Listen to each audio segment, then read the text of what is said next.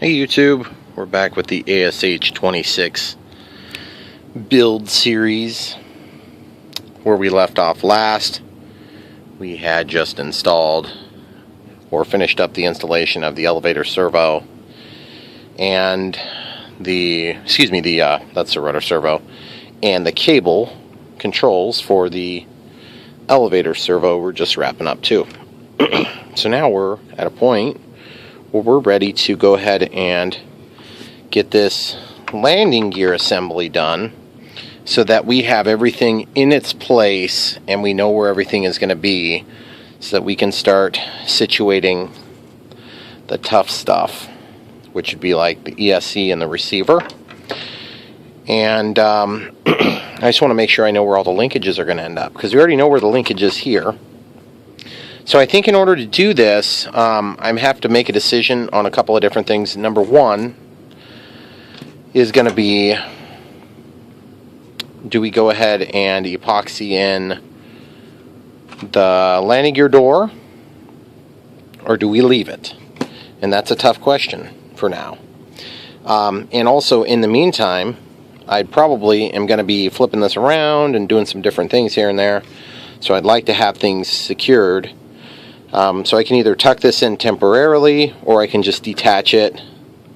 I think I'm probably going to go ahead and detach it. And just so you guys know kind of the rationale here, I'm sure you probably figured out if you watched all the videos in this build series. This is not really meant to be some streamlined process, step by step. This is exactly how you do it. But it is supposed to be an exhaustive video series, meaning I'm showing steps that you probably didn't realize existed if you haven't built one of these before. And I really want people to get an understanding of what goes into this, at least from my perspective. Okay, so this is going to go to aux2, so that'd be like the landing gear. So you see how that's going to be really hard to read? We're probably just going to go ahead and do a label the old-fashioned way. And that's going to consist of using a little bit of tape. So I'll use this tape because it's super easy to get off later. And it's actually a little easier to mark than using clear tape. I've done the clear tape thing. I don't really usually have good luck with that. And I'm going to use scissors. Okay, so basically we're going to do that.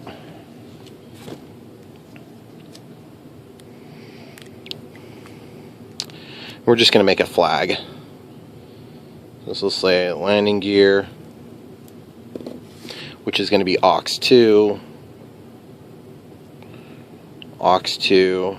/bind. Okay. This is a good time when you can untangle your wires as well, if you haven't already done so.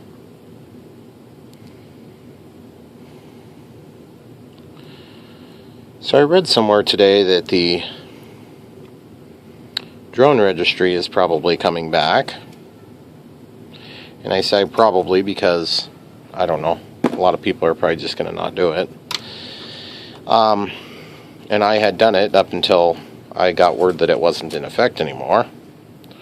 But it sounds like some things have been signed. I don't know, I got to do a little more research. If you guys know what's going on, post it here. I personally think it's egregious government overreach myself. So, okay, so this goes to elevator. I don't know about you guys, I didn't get in this hobby to have another list of rules. I got in this hobby to enjoy aircraft and the art of building them and the art of flying them. Nothing more, nothing less. I hate being treated like drones. This is not a drone, it's an aircraft. It's an airplane. It has been for the whole time I've been doing it. That's not the drone bash, by the way, people. I can appreciate why people like drones. A lot of cool things come from them. Okay, so this is elevator. Now this one we don't have to label which one it's hooked up to because it already says it on there. Elevator. Now we can also tell because that's the larger gauge cable. Okay, so this one here is the rudder. So the rudder. Oh, and by the way, some people have occasionally asked, or it's come up in conversation, about why I'm so anti-AMA. It's because they seem to be at every beck and call of the federal government in this overreach. That's probably my biggest issue with the AMA. They should be protecting their membership. I don't know, maybe the membership wants it, and if they do, another reason why I don't like it.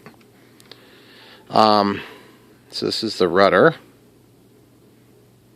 And I know there's probably some of you who don't like that too much, but sorry, real life here. I don't like it when the government tries to regulate other people's stuff either, not just mine. Okay, so we're going to set this aside just to protect it for the moment.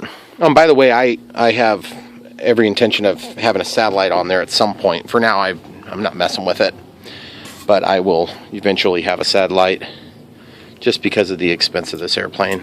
I'll end up having a pretty good amount of money in this. So we're going to get this stuff out of here, and we'll get moving on the next step. The next step will be to go ahead and consider our options for gluing in that bottom tray. I'm torn on the bottom tray, actually, guys, and I'll tell you why. When I flip this plane over, I'm sure it'll make sense to most of you pretty much right away, but if you watched my early build videos on this aircraft, you'll probably remember that I taped it in temporarily, the cover that is. And see, I don't know if you guys can tell in the video, but there's a pretty significant gap there. And I'm a little bit nervous that the epoxy is just going to make a hellacious mess. Not excited about that. So we'll see. Let's flip this upside down.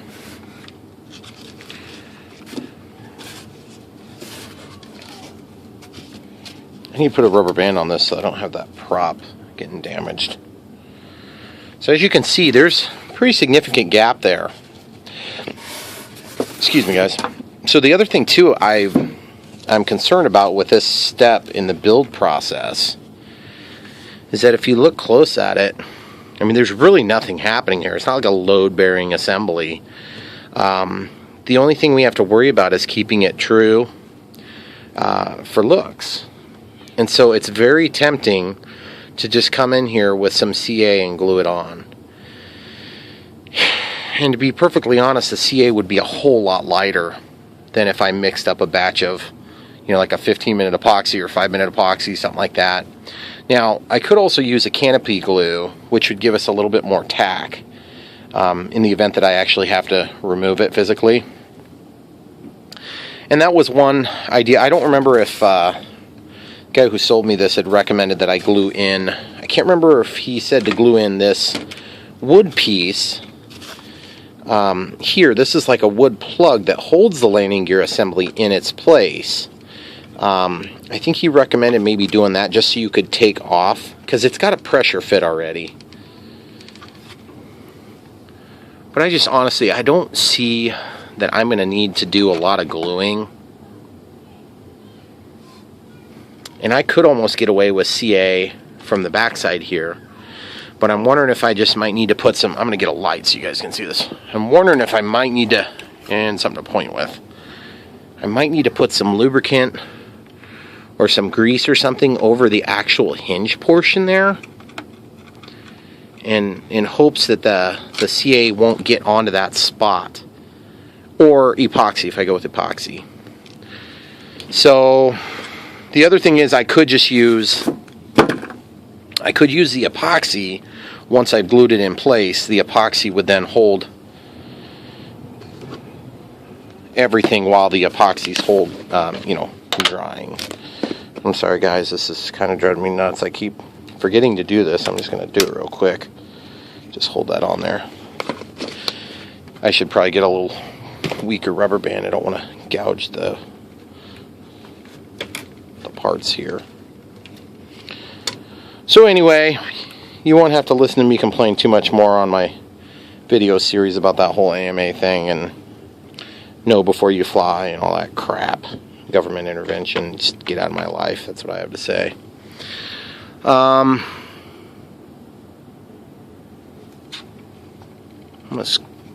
wonder if I could. The other thing is I could just tack it in from the top with a little CA. This portion. Because CA is easy enough to break off later, guys. Oh, I hate the decision moment.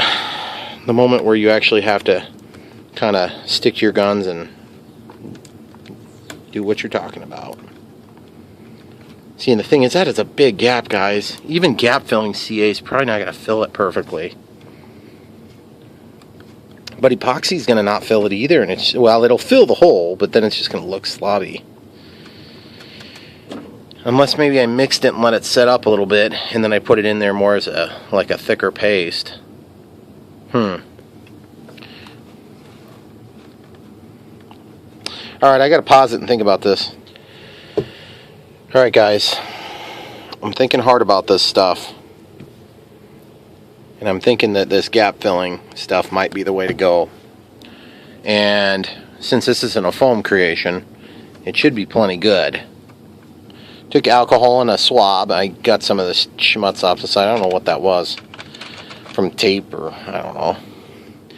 But I'm just kind of thinking that really, if I use this glue, this Formula 560 canopy glue, which is really nice, it's super thin when it's applied, and then it kind of stays sticky. I'm just afraid it's going to pick up crap when I land, in the event I don't deploy the wheel, or suppose I land on grass, which is very likely on this aircraft.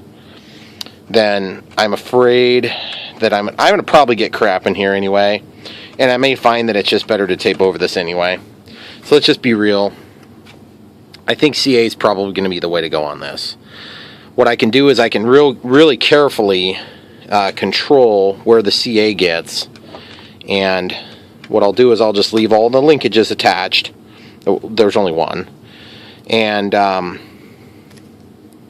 use this, and I'll just make a nice bead around the edges on all these tabs, okay? And then when I set it down, I'll get the kicker and I'll just spray it and go, and then I'm done. And I think that's the way to go on this application, guys. If I decide to put more epoxy in there, I think it's probably fine. It should be satisfactory later. But I want to do the best possible thing here. So I got my kicker ready. And this is not foam safe. And it's not, I guess it's not really designed for plastic necessarily either.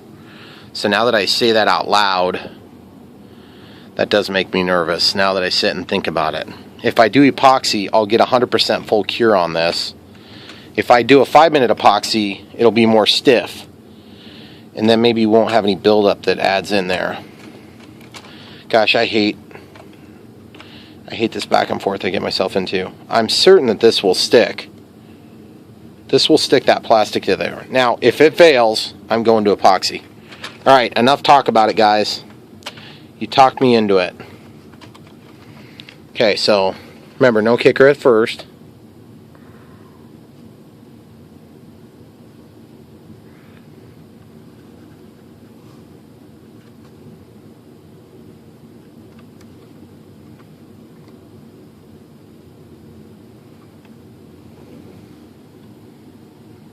Sorry I'm blocking your light, guys. Okay, so now we're just going to set this down in here, and we're going to wipe off the excess before we set it with kicker. Okay, so just got one spot to wipe up. Okay, now remember, this is medium.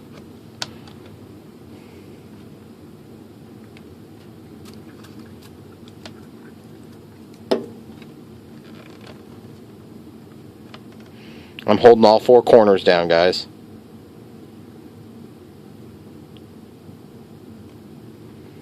Okay. So now tell me that was harder than epoxy. That was so easy. This is why I hate epoxy. This is so easy. Okay, so I'm just going to take this and I'm going to try something. I want to see if I can get it in there neatly.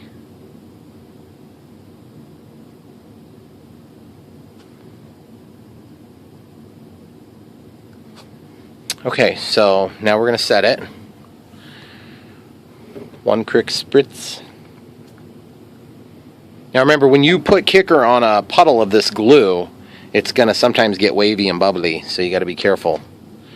Because it's so quickly, look, it's like solid now. The rationale behind filling this gap should be pretty clear to you guys that have landed on grass before. Okay. The rationale is to basically try to keep this as clean as possible while being flown. Okay, now I'm going to take this and I'm going to pull this back toward me. Rotate to a clean spot and pull it back toward me. Rotate to a clean spot, pull it back toward me. And I didn't get this side, so I'm going to try to do this before I run kicker on there.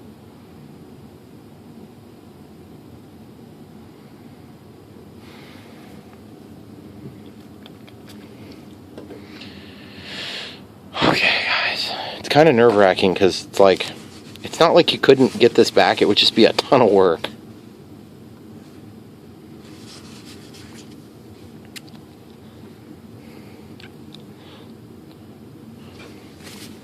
Okay, so now what I want to do is the hinge points here, which is why they have that relief cut, but I'm going to see if I can bridge the gap, and I'm going to show you how I'm going to do that right now. It's going to be very simple since we went with the CA solution. And then we're going to go ahead and flip this plane over so we can get to it. Now that may want to try to open on us, and that's fine if it does. Yep. Because the gear's not held up by any linkages yet. I do want to keep this foam back, but I don't care about this foam. So I'm going to stick that back under there. And then I'm going to stick this thing right back. You know what? Right there. That should be fine. Okay, so now a couple of different ideas on this. One, I need to be careful to work fairly quick. Oh, yeah, that's right. We're going to glue from the other side still. Okay, so there's nothing special about this material, but I want to keep it thin. So this material, this is just a regular conventional paper towel. There's nothing wrong with it. So I'm just kind of small little patch. And yes, this is the one I was using to wipe the tip to clean it. And all I hope to do is really just get a couple pieces that are of equal size. And then I'm going to stick them down there. Now, I'm toying with the idea of using some masking tape to hold them down. And then this will actually hold the product. So I'm just going to put the tape right on the edge. Okay, and that's the size I want it to be. Then I can get the texture out of there too, which is kind of cool. Well, I've never tried that before. That worked good. Now I'm going to trim this. You guys will get the idea. It's like a little band-aid for my plane. Oh, we'll get you all fixed up, plane. I'm going to use forceps to apply this. And the forceps, I'll just grab 1/2 right in the center. I'm going to reach back to the back one first. Okay, so you see what I'm doing, guys? Just sticking it down.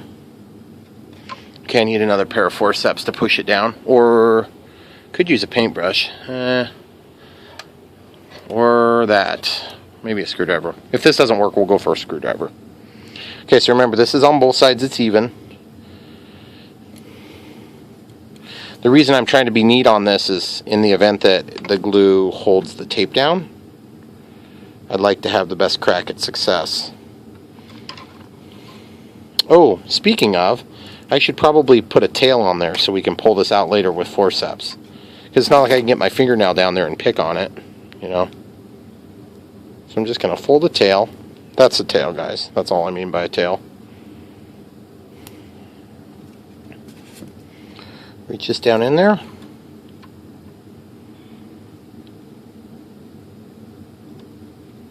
Oh, come on, let go. Let go my ego. Ah.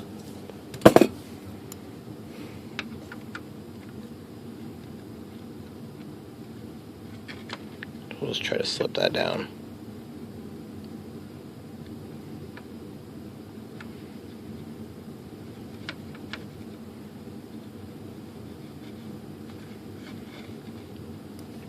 Okay, so now I have an inclination to try this before I get too bent out of shape duplicating it 4 times.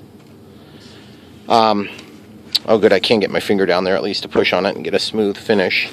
Okay, so now let's flip it over again. Okay, so now that we have that flipped over, I just got to try to remember which one it is, because there's 4 positions that are the same as that. So as you can see, open, open, and we're just going to quadruple check. I got a light here. It's that one, okay? So I'll try to prop this light up in there so you guys can see what's going on. Come on, light. Work with me here.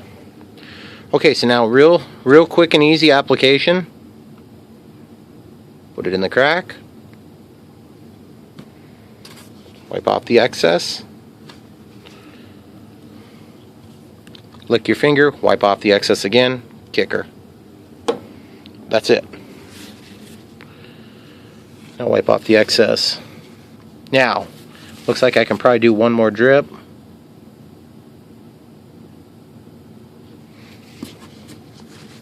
Okay, I'm going to take a clean spot, wipe the excess,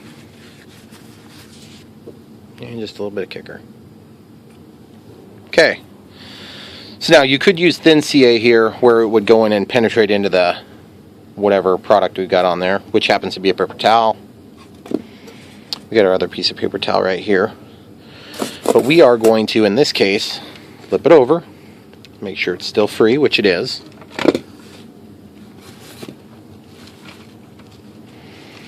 Okay, so now that we know that that's glued on there, hypothetically we should be able to pull the tape, because that CA will be holding down the paper. Doesn't look like we have quite enough adhesion to actually hold that, to be able to separate the tape and the paper. But to be honest with you, I don't care. As long as we have the gap filled, that's really all I care about. So at this point, who cares? That's awesome. So looks like it filled it in. So we'll try it again with the understanding that this is probably going to come right back out, and that's okay. So we'll just make our little pseudo band-aid here. Trim it. We'll make a tail over here for easy pull out.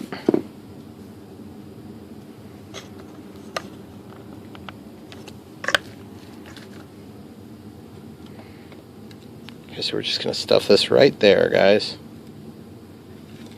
Whoops.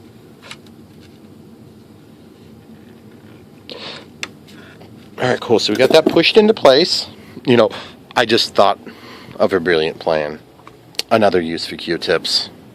I promise, guys, I don't think I own any stock in a Q-tip company.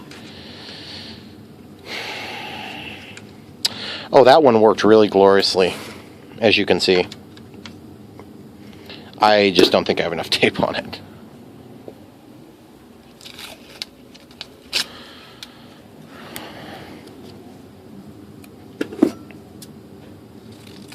So we'll just trim this down.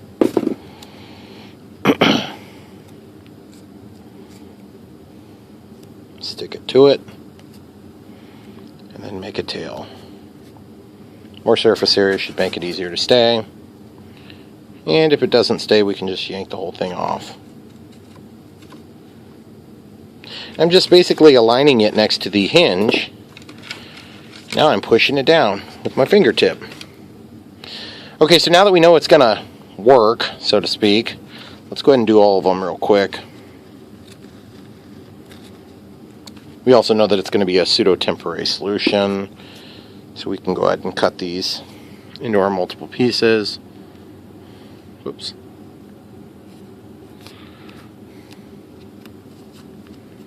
Flatten it out in case it stays. Trim the edge to get a nice clean edge. And then fold the tail. To be honest with you, I can probably cut that in two. This way. Okay, cool. Let's get those things applied.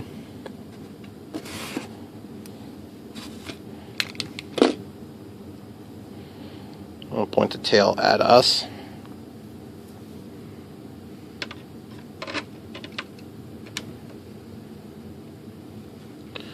Just run it along that little hinge.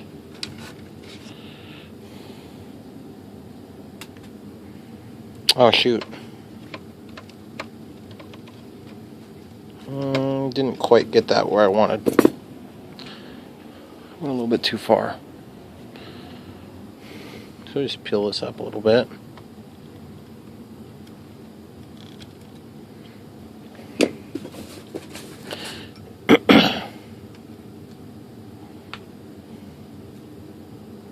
Just need to make the tail a little bit longer. Otherwise it overlaps the first hinge.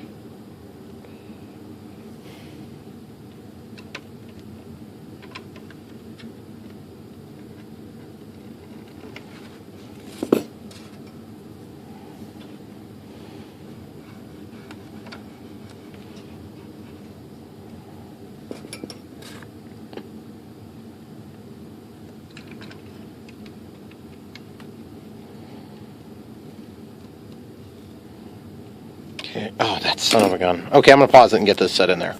Okay, so I got those two pieces in there finally, guys. So we're going to flip this over. And we're going to go ahead and glue the gaps, just like we did before.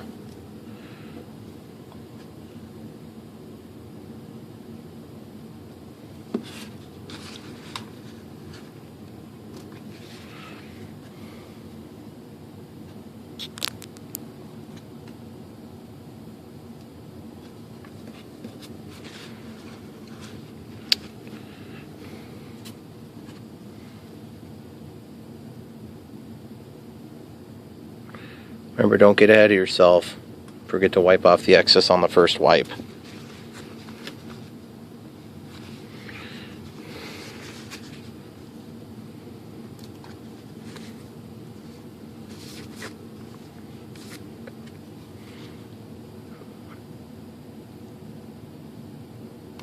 This probably seems like an exercise in futility to those of you who've never done a grass landing.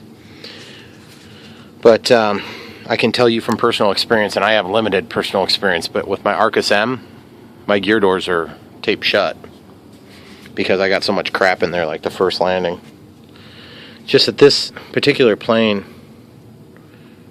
is a whole lot more valuable, a whole lot prettier.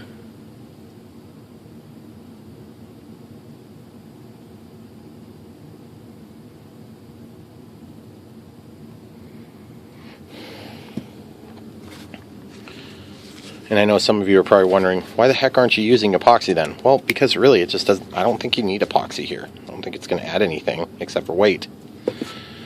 And there's no doubt about the weight being added. And since there is some doubt on the necessity, then I say save the weight for something else. If you disagree, you can do a little different on your plane when you make it. Okay, so now that we've got that on there, we'll just throw a little kicker on there. And just feel the edges. And as you can see, it's pretty close to smooth. I wouldn't say it's 100% perfect. But I mean, we're not really going for any beauty contests on this particular spot on the plane anyway. I think what would be really cool, actually, is if I were really good at monocoat, I could hypothetically recover this area once we've cleaned all this crap off of it. And then it would have a really, really pretty hinge point, and it'd be the exact same color as the body. But anyway, that's neither here nor there right this second. Let's get this masking out. I'm going to cap my glue off. I'll be right back. Alright guys, so we're back to finish this. I just cleaned up a little. We were paused. Look how easy that stuff came out.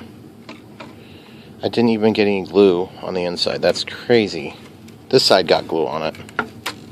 But again, it came out and it just left a little patch where it was needed. That's so cool.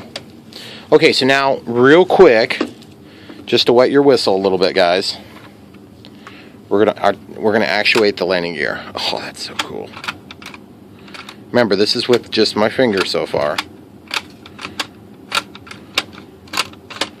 Works a lot better now that it's all secured in there well.